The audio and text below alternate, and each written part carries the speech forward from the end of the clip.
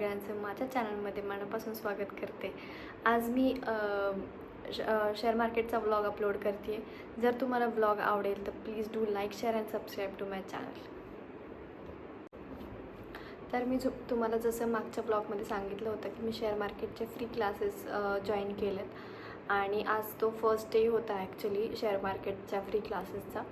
खूप छान शिकवलं त्या सरांनी। सो टॉपिक्स ॲक्च्युली त्यांनी कवर केलेत की शेअर मार्केट काय असतं, शेअर मार्केटमध्ये तुम्ही का इन्व्हेस्ट केलं पाहिजे आणि IPO काय असतं। So let's begin. सो मी तीच इन्फॉर्मेशन तुम्हाला पुढे पास ऑन करते आहे त्यांनी जे सांगितले ते। सो शेअर मार्केटमध्ये का इन्व्हेस्ट करावं आणि ते पण इंडियन शेअर मार्केटमध्ये का इन्व्हेस्ट करावं। तर तुम्हाला जसं माहिती आहे की आपली इंडिया जी आहे आत्ता डेव्हलपिंगमध्ये आहे, डेव्हलपिंग स्टेटमध्ये आहे, डेव्हलप नाही आहे अजून। सो तुम्ही जर आत्ता इन्व्हेस्ट केलं तर त्याच्यात खूप स्कोप आहे की जे छोट्या छोट्या कंपनीज आहेत त्या ग्रो करतील, त्या पुढे जाऊन मोठ्या लेवलवर जातील।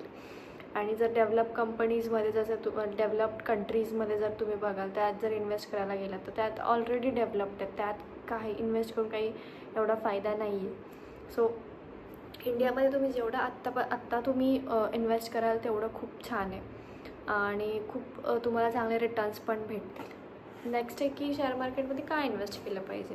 तर शेअर मार्केटमध्ये ह्यानी इन्व्हेस्ट केलं पाहिजे बिकॉज तुम्हाला जर दुसरे ॲसेट्स जर तुम्ही बघाल जसं की गोल्ड झालं, जसं की रिअल इस्टेट झालं, जसं की FD झालं, जसं की म्युच्युअल फंड, SIPs, हे सगळं झालं, त्यात काय असतं की तुम्हाला रिटर्न्स खूप कमी भेटतात आणि खूप जास्त लेंदी काय म्हणतात पीरियड असतो त्याच्यात। लाईक आता तुम्ही FD आता तुम्ही टाकले पैसे 1 लाख जर तुम्ही टाकला त्याच्यात तर तुम्हाला 1 वर्षानंतर 6% इंटरेस्टने तुम्हाला पैसे वापस भेटेल।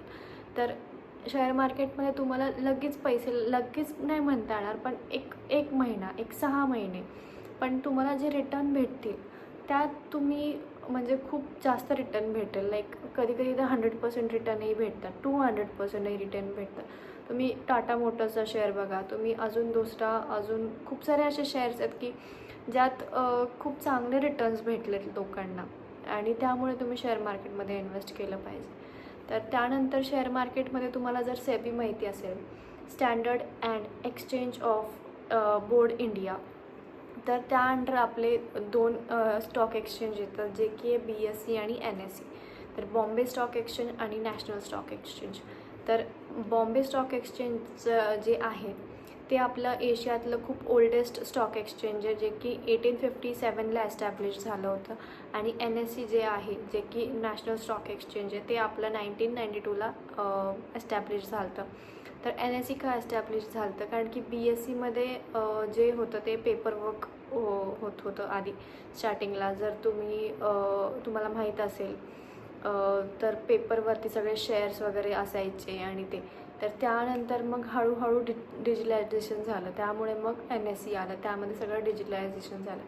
तुमच्याकडे जर आता समजा कोणाकडे पेपरवरती कोणाचे असेल, तुमच्या ग्रँडपॅरेंट्स और कोणाचे शेअर्स असतील तर ते पण तुम्हाला माहीत असेल की ते कन्वर्ट होऊन भेटतात आता, म्हणजे लाईक तुमच्या डीमॅट अकाउंटमध्ये ॲड करून भेटतात।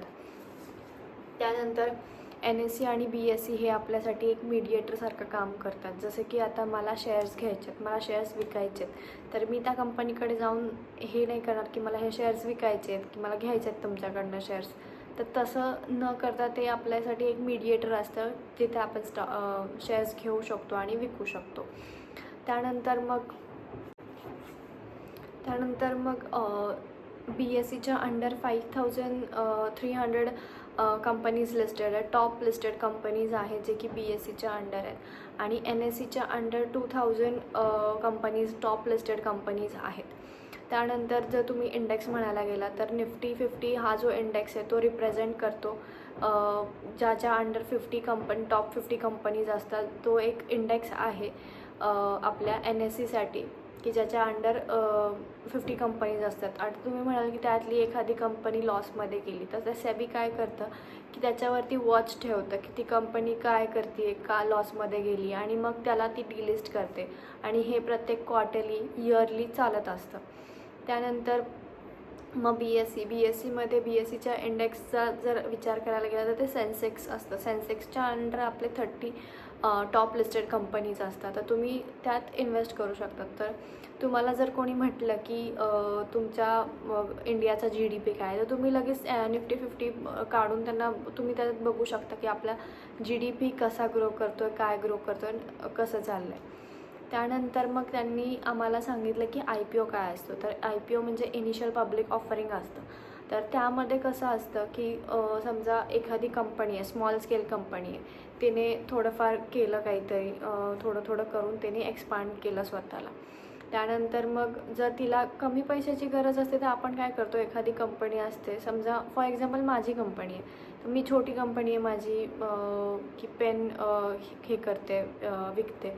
तर मला थोडी कॅपिटलची गरज आहे, तर त्या कॅपिटल मी कुठून फ्रेंड्स फॅमिलीकडनं घेऊ शकते. पण मग जरा माझं खूप जास्त एक्सपांड झाला बिझनेस, लार्ज स्केलवर एक्सपांड झाला की मला 10 crores गरज आहे, मला 100 crores गरज आहे.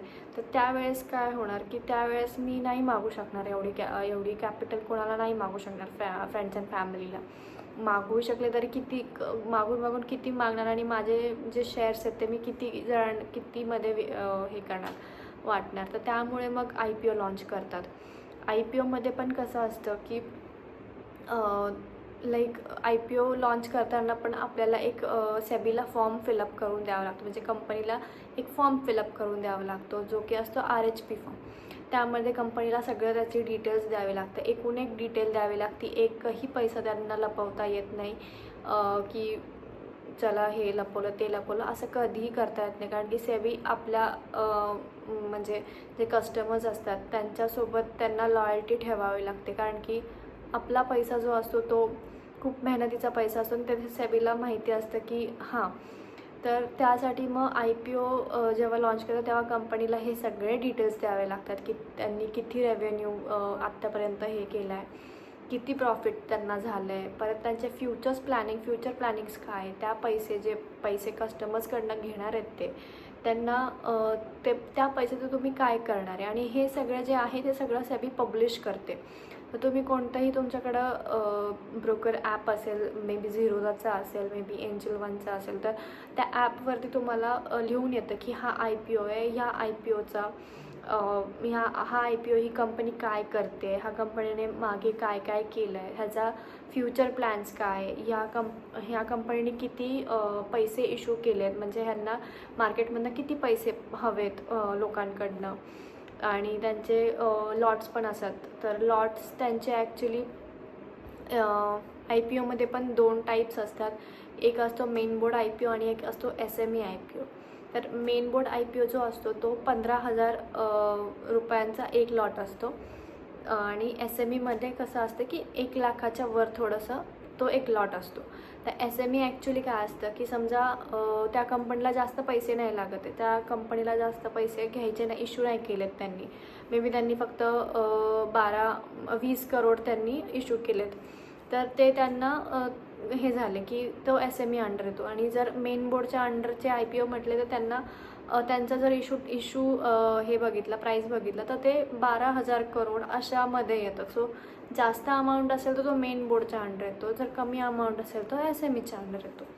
तर त्यामध्ये पण आता आता समजा मेन बोर्डमध्ये तुम्ही फॉर एक्झाम्पल IPO हे केलं आहे, तर त्यात तुम्हाला आता काय काय असतं की बिड असतं. बिडमध्ये कसं असतं की आता हा IPO आहे, हा 20 ते 25 रुपयाच्या मध्ये आहे, आणि तुम्हाला 15,000चा लॉट आहे, आणि त्यामध्ये तुम्हाला मे बी 23 शेअर्स घेता येतात.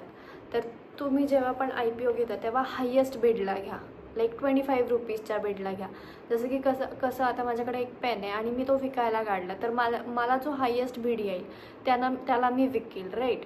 सो तसं तुम्ही जेव्हा पण IPO घेता तेव्हा हायेस्ट बिडला विकत घ्या तो, म्हणजे तुम्हाला मिळण्याचे चान्सेस जास्त असतात. IPO तशी एक लॉटरीच आहे म्हणायला गेलं तर, भेटली तर भेटली, नाही तर नाही, असं आहे ते. त्यामुळे आणि नंतर आहे मग इश्यू टाईप. तर IPOचे इश्यू टाईप म्हणजे एक फ्रेश IPO असतो आणि एक असतो OFS. तर फ्रेश म्हणजे कसं असतं की ती कंपनी तुमचे पैसे जे घेणार आहेत, फॉर एक्झाम्पल 12 करोड ती घेते आहे सगळ्यांकडनं, तर ती फ्रेश इश्यूमध्ये येत असेल तर ती कंपनी त्यांचे लोन्स फेडण्यात नाही लावणार तुमचे पैसे, तर ते तुम्हाला शेअर्स म्हणजे प्रत्येकी शेअर्स देणार आहे असं. आणि जर OFS असेल तर ती कंपनी काय करते की त्यांचे जे लोन्स आहेत किंवा काय तर ते फेडण्यात तुमचे पैसे थोडेफार लावते आणि बाकीचे जे आहेत ते बिझनेसमध्ये लावते. तर हे असतं IPOचं हे डिस्क्रिप्शन. नंतर जर तुम्हाला IPOचं हे बघायचं असेल की कुठला IPO येणार आहे, कुठला फ्युचरमध्ये IPO, अपकमिंग IPO कोणते आहेत, IPOs कोणते येऊन गेले, त्यांचा GMP बघायचा आहे, तर ते तुम्ही बघू शकता चित्तोडगड वेबसाईटवरती. तर त्यावरती तुम्हाला IPOs दिसतील, अपकमिंग IPOs पण दिसतील. त्यानंतर ब्रोकरच्या ॲपवरती पण दिसतात IPOs कोणते अपकमिंग आहेत ते. त्यानंतर मग GMP काय असतं तर ग्रे मार्केट प्रीमियम. तर ग्रे मार्केट प्रीमियम म्हणजे आता समजा एक IPO लॉन्च होणार आहे, आज लॉन्च होणार आहे तो, तर त्यांचा GMP आधीपासून तो प्रेडिक्ट करून ठेवतात की हा IPO किती पट जाणार आहे, किती पट तो वाढणार आहे. आणि most of the time GMP खरा असतो. कधी कधी तो कमी जरी झाला तरी तो एक 10-20% खालीवर होतो, जास्त काही होत नाही. तर सो तुमच्याकडे मार्केटचे डिटेल्स आहेत, तुमच्याकडे कंपनीचे डिटेल्स आहे, कंपनी काय करते, काय तुम्हाला न्यूज अपडेटेड राहायला हवं की ही न्यूज आली आहे, ती न्यूज आली आहे, ही कंपनी हे करते. तर तुम्हाला आता जसं माहिती आहे EV खूप आता चालतं आहे, तर EVचे स्टॉक्स हे ते.